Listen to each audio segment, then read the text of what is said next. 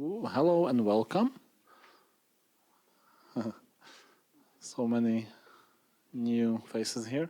I would like to introduce you Veronika Kabátová, who will give you talk about how to not try to be perfect and not to overdo everything and never start or never finish stuff. So now we are going to start with this track. I hope you enjoy. We have some rules. Don't put the glasses with or these cups with water on the desk. In case they are empty, it's fine. You can try whether they are empty in case you can put them around your head above and it doesn't flow over. Yeah. Otherwise, enjoy. I hope you will feel welcome here. And in case you have any questions, try to use Slido. I think we will show eventually the QR code after the talk, or just maybe we can, we can do that after the talk. So, hello and welcome, and go on. Please give a warm welcome to Veronika.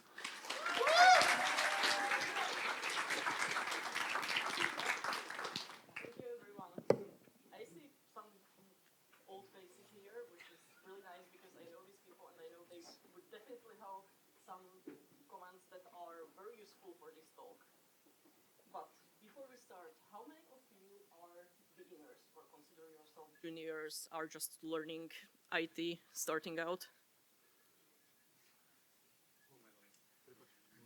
Yep. All right. Perfect. All right, that was about half a room. And how many of you are seniors who are mentoring juniors, or how junior team members, or are teaching or mentoring or coaching in PyLadies, stuff like that? That's quite a lot of people. So together we have almost the same room. So I do hope that everybody will get something out of this talk, whether it will be something that helps you personally or something that would be useful in those mentoring activities. Just a reminder what the juniors are usually going through. So this talk is not supposed to be a bootcamp for starting out in IT. There's just so many areas of IT, different branches, so much knowledge, and I'll talk a lot about the knowledge later on as well. If we wanted to encompass everything a beginner is supposed to learn in all kinds of courses, we would be here forever. What this talk instead is supposed to be is just a reminder of things that mostly juniors go through, don't realize it, it slows their growth, and maybe even the seniors need that reminder. Most of these things are stuff that I went through the hard way, and I learned those things the hard way, and I don't think that anybody else should go through that when people already walked that path. I will try to avoid a lot of implementation details in this talk, because if you ask 3 different programmers what the best way of doing something is, you will get 5 contradicting answers. And of course, if somebody wants to grab pitchforks, feel free to do that after the talk. I do want to have this very interactive. As Johnny said in the introduction, any kinds of questions, especially in a talk for beginners, are very welcome. So I will go through the stuff hopefully a bit quicker and have a lot of space for Q&A, and we'll see where we get. And with that, we talked a bit about learning in this introduction. So let's get directly to the first point about learning. If you go into IT, you will never stop learning. If you think that there will come a point where you will just learn everything and be the expert on everything, it will never come. There will always be more. So don't try to build some kind of knowledge pyramid where you will one day be on the top. That pyramid is never ending. You might become an expert in one particular technology, but maybe even that technology will start to evolve. And maybe you will become bored with the technology and start learning a different branch of IT. You usually don't define experts as somebody who knows the documentation and Stack Overflow by heart. So it's totally fine to look things up, learn new things. It all comes with the IT. In one of my previous face-to-face meetings, somebody said, when we signed up for the tech industry, we signed up for change. And that's something that I think is very relevant. Things will be changing. New stuff will be developed. New versions of the languages will come out. They will not be backwards compatible completely. You will have to learn to deal with these things. You will always be learning. And the sooner you make peace with that, the better for you. And with that learning, oftentimes comes imposter syndrome. There's just so much things out there.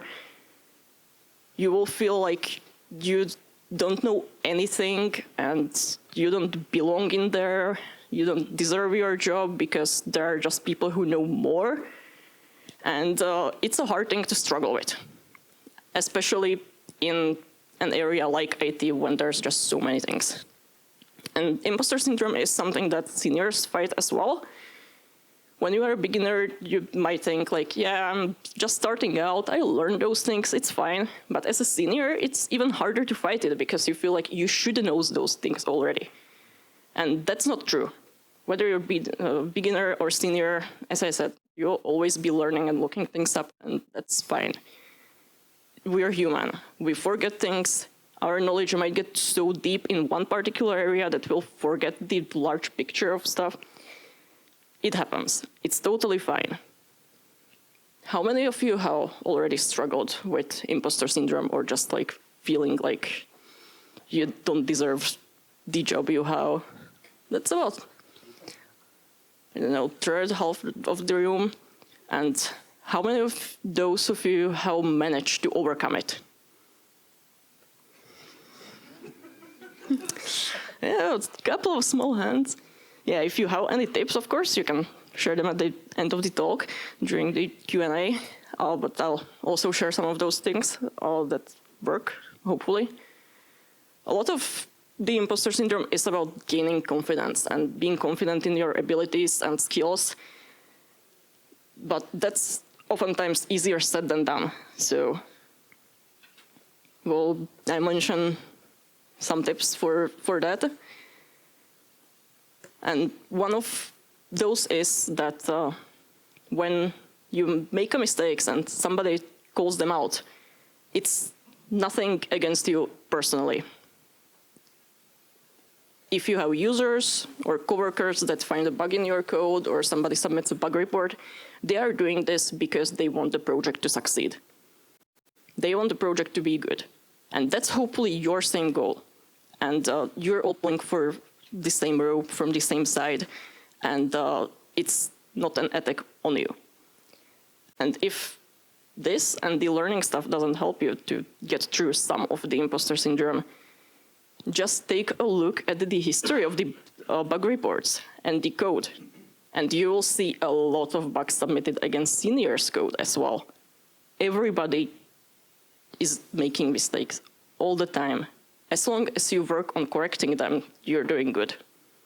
As long as you are learning from making those from what you did in those mistakes, and then you won't do them again in the future. You learn, you're doing good. And speaking of those bug reports and coworkers, they are done by people, most of the time, at least. For how many jokes there are about IT people living in their parents' basement and hiding and hacking, IT is way more social than these jokes will let you know. You will work with your managers, your team members, your QE or development counterparts, users, customers. Some basic skills of communication and just like being open to people and communicating with people will get you really far. Especially as you go further up in your career, you will likely have more important positions where you might be the person who's communicating between the teams and doing the interaction between either other teams or customers, or, I don't know, talking at conferences. Just like having some of these basic things, like knowing how to communicate, what to communicate, will really get you far with these things, because you will deal with people on almost daily basis. And while we are on the topic of people, slight side note, if you are a junior, try to take advantage of any kind of mentors, especially if they are in the area that you are in, like some of your more senior team members. They were most likely in a similar situation as you are, and they will give you a lot of great advice about how to succeed, what to learn in order to succeed in that area, all of these things. And this is actually probably my last slide about mental health and people skills. And I think this is a very important thing to emphasize. There are millions of jokes about how many people in IT burn out and they buy a farm or a bakery. And unfortunately, it's kind of a sad joke, sad reality, especially because of that infinite area of IT fields that we have. People might feel like they still have to move forward and learn more and work more. And the burnout is unfortunately very common. And anytime we have a talk with beginners and what they are missing, it's this kind of stuff. Taking care of their mental health and avoiding burnout. Like you will feel like you still don't know everything and you need to push more, and it will be a never-ending cycle that is hard to avoid. So just take care of your mental health, and hopefully if you want to buy a farm or something, that's great, but please don't do it because you burned out. And with that, let's try to get into more technical area. Something that beginners often fight is premature optimizations. Most often when people talk about it, they mean that you should first solve the problem and then try to make the code nice or try to make it more efficient, stuff like that. Or they might mean that you shouldn't waste your time with problems that might not occur and focus on non-existent problems. And this also happens because of those things that I already mentioned a couple of times. You feel like you have to prove your skills, especially as a junior. So instead of implementing what you should implement, you try to make it hard, implement, 10 layers of abstraction on top of it, so you feel like you wrote smart code because you have to prove yourself. You shouldn't really overcomplicate the matters. And I know that a lot of these things are easier said than done, but it will come to you. And speaking about not wasting time by focusing on non-existent problems, we do have a kind of opposite problem as well, where you learn about new fancy tools, which are, again, developed all the time. And you will feel like, yes, this is such a cool tool. I want to use it everywhere. And you just go and think like, yeah, I should rewrite everything in this new framework. And you really don't have to do that. That's like the very simple way of putting it. With Python, I oftentimes see this with stuff like iter tools and collections. Those are really nice modules, but oftentimes when people learn about this, they are like, yes, I want to map all of my problems to these modules just so that I can use them. And sure, they are great, but first you really should solve the problem and then see whether that module or that framework or that tool is the suitable thing that might make your life easier. And this is, again, like you want to prove yourself because you went to a conference and learned about this cool thing. And you definitely should learn about new things. You will always keep learning, as I mentioned. And you should have some kind of general awareness about what's out there. And who knows, maybe one day what you learn on this kind of conference is exactly the right tool for that job that you have. But do try to avoid buzzword-driven development. And now I'm getting ready for the pitchworks. Because my next advice is don't take shortcuts and learn how to do the project development and project management the right way. Implement a proper fix instead of some half-assed solution. Add a comment when the code is not clear. Implement the tests. Document the use cases. Write useful commit messages so when your coworker tries to figure out what happened, they actually can understand and figure it out without doing some kind of weird code archaeology. And all of these things are like, yeah, I have a pet project and I don't care about those things. It's a tiny project and I don't need to do it. It's useless. I understand it. Yeah, but then will come time when it's a year later and you need to extend it and it grew and it becomes this kind of weird spaghetti monster that everybody's afraid to tackle and contribute to, and it's now the critical single point of failure of the whole company, and like, who's going to make a change to that? Like, you're afraid to touch that. And if you have these things, like the good testing, like good documentation, it will be less scary to make changes there. Anybody, even juniors, newbies, intern, can come, submit a change, it will go through the testing. If the testing is good, it will either catch the mistakes or it will be safe to push that change into the production and it will be fine. So it does make the whole project handling much easier in the long run. It does, of course, take some time to get used to this kind of thing and actually do it. And I did have a comment when I was presenting these things at our Python meetup a couple of weeks ago, and it was just like, yeah, just don't write shitty code. And that's like, yes and no. As I mentioned, everybody will make mistakes and sometimes implement bugs.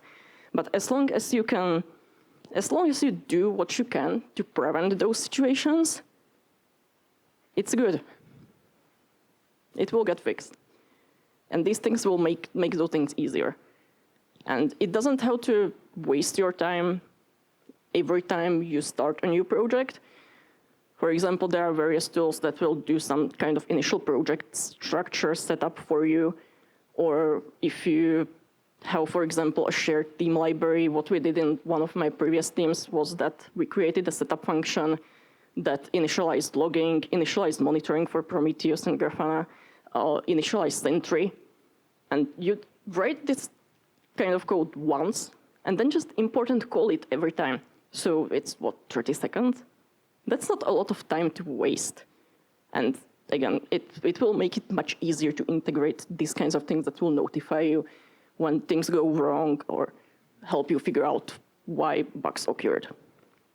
You'll truly appreciate having all of these things when your tiny pet project will grow into those nasty monsters. And similarly, I did mention writing smart code with like billions of layers of abstraction.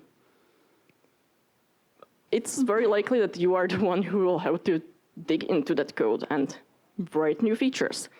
And if you write a complicated design that's really nice for the current solution, but then blocks you from implementing new features, it's probably not that smart. If you have to rewrite the whole project because you have to implement a new feature to it, it's really not good. So don't try to prove yourself by trying to write the most complicated functions and most complicated structures. It's just so you can prove to your teammates that you can do those things and understand them. It's, in the long run, much more useful to have code that's easier to read and easier to maintain.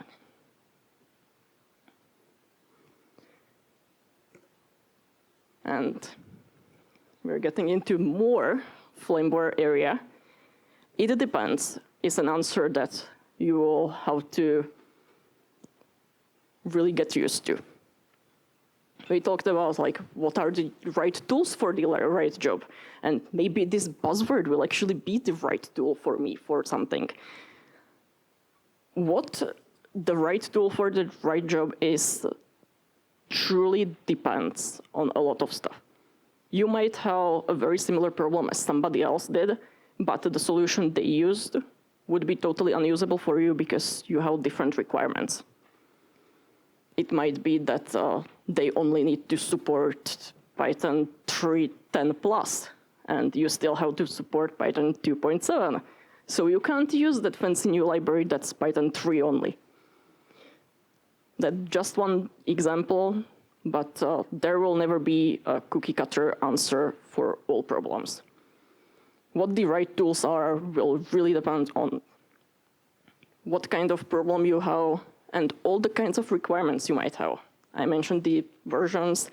It might be that you need to integrate with different teams in your company, different kinds of APIs that are very special and need to be handled in a very weird way. It will really depend. So you can't get used to just like having, oh, we solved this problem that way. It might be a good starting point to start thinking about, okay, would this work? If we change it, would that work? But don't be disappointed if it's not the completely right solution for you. And everybody's requirements are different, so the answers might differ as well.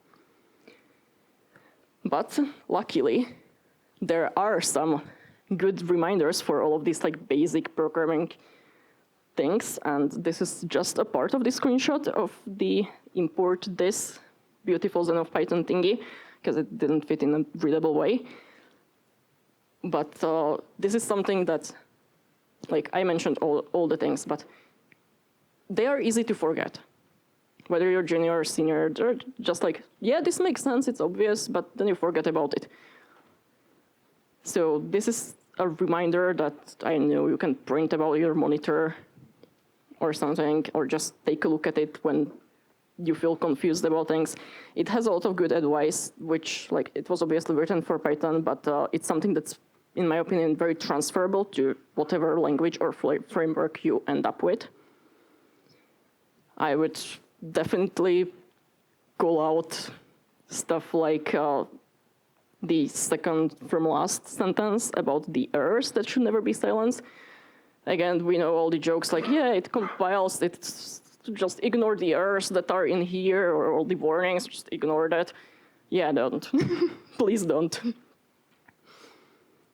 So other things that we have here in this slide are things that are already did mention, like the readability and simplicity of the code, but again, there's a lot more things. And the errors one is like especially very famous. Right. There's a lot of more stuff that we can talk about, and I'll be here for the rest of the conference if anybody has any questions outside of the talk. But hopefully with reminding yourself of these things, if you run into trouble, you will know where to start, what you can ignore, what are the things to focus on, and where to focus your energy to fix problems. Whether you are starting a new project or are thrown into a very monstery legacy thingy, hopefully you will know at least where to start, and it will help you out and keep your mind at peace.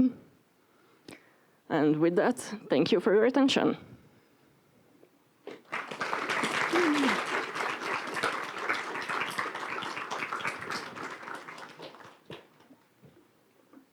Steal your mic for a second, as we have only one. Maybe, yeah. We still have only one. So we have some question and answers on Slido. like to see them eventually. So in case you have some more questions, go on and go through that QR code or just through hashtag SpikeOnSK. We are in the yellow room, yeah, that's important, so that you don't ask questions in the second one. So let's start from the top. So regarding the imposter syndrome that we discussed before, yeah, we are hired for being smart and having broad perspective, not for quoting dogs by heart. Okay, just the in case you have any comment. No, I totally agree with that comment. Yeah, okay. So that was easy, also for me. So second one, yeah, as you mentioned that just don't go and do full-time gardening after leaving IT. Yeah, so getting a small vegetable garden or even a side project farm might be a great way to prevent burnout, especially if your job is your hobby and you have a tendency to work too much. Yeah, totally agree with that as well. This is really simple, yeah. As I mentioned, if you enjoy gardening, absolutely get the garden or get the bakery or whatever it is. Just don't do it because you burned out. Prevent that burnout, and this is a great note. But with that, I do want to mention, like, with that burnout and preventing it, like like having coding as your hobby, like there are people who can code at their job for full day and then come home and just do coding in their free time for their pet projects or open source. If you do this, you are absolutely amazing and you have an amazing brain, but this is not the standard and shouldn't be standard, and don't hold yourself up to that, like, I have to do this because somebody else is doing it. If you aren't somebody who's actually enjoying doing that, don't overcommit yourself to these things, because then you absolutely will burn out. Thank you. Thanks. Just my side notice on this. My back hurts when I sit in front of the computer the whole day and then in the evening. So that also helps to think about your personal health, yeah, over the time. Okay, and now last question. So are there some positions in IT you think don't demand that much learning all the time? When you say, yeah, you learn, isn't just good enough to learn COBOL and just go on with that the whole life, yeah? You can try, but who knows, maybe one day the banks that are using COBOL will try to migrate to something new and you will be out of that area anyways. There are definitely some areas where things are just like, well, wouldn't say you can avoid learning, but you can keep things on kind of same level. If you are, for example, a QE person for an established product that is not getting much new features, you might be able to just like keep things at like Python level and that specific library and API, and not many things would change. So it's definitely possible, but it depends really, like, not only from position to position, but from company to company. Like, you might have that kind of QE job that I described, but it will be suddenly be decided by somebody in upper management that there will be new features coming in, and you will have to learn how to work with those. So it's really very specific. Thank you. Yes? Even COBOL had already in 2023, the last one, so... Yeah, okay, so COBOL has still new versions and also have to migrate to the new mainframes, yeah, and that takes time, yeah. Are they? Yeah, okay, so they are backwards compatible. Okay, so do you have any tips for preventing burnouts and well-being stuff? Well, I already mentioned that don't try to overcommit yourself to extra projects after work. Keep thinking about work in those work hours and keep learning in those work hours and not outside. And this one is really hard to do and easy to say. Try to not think about work outside of work. Just like relax, whether it's by doing physical activities, watching TV, going out with friends. Try to not think about work. you will definitely have moments when suddenly during that kind of time, you will get the idea how to solve that complicated problem that was troubling you for weeks. So sometimes even getting that bit of relaxation will actually help you move forward and unblock you. But yeah, definitely just like keep work at work areas and yeah, unfortunately it is easier to say than to do for a lot of people. Thank you. Yeah, questions keep coming. So crouching to potatoes doesn't help with back pain. Really? Yeah. Okay. Right. Yeah, that's true. I tend to do, I don't know, some other stuff like when paint walls or something. Okay, that's okay. Any questions from the audience that don't like to use their phones? Maybe. So just I can pass the mic to. Even any advice that we didn't mention. Yeah, or any other, in case you have some advice to how to prevent burnout, you have some good ideas how to solve this issue. Yeah, okay, still ongoing topic. Next year we'll have the same.